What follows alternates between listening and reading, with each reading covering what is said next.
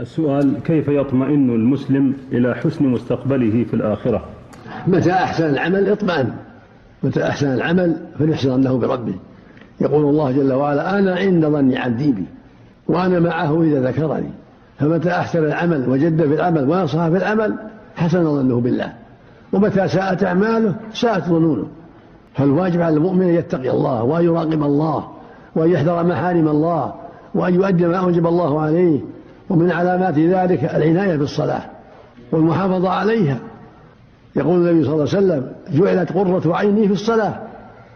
ويقول صلى الله عليه وسلم: من حافظ عليها كان له نورا وبرهانا ونجاة يوم القيامة، ومن لم يحافظ عليها لم يكن له نور ولا برهان ولا نجاة. ويقول صلى الله عليه وسلم: أول ما يحاسب عنه العبد من عمل صلاته، فإن صلحت فقد أفلح وأنجح، وإن فسدت فقد خاب وخسر. فمن أحسن العمل وجاهد نفسه في العمل حسن ظنه بالله.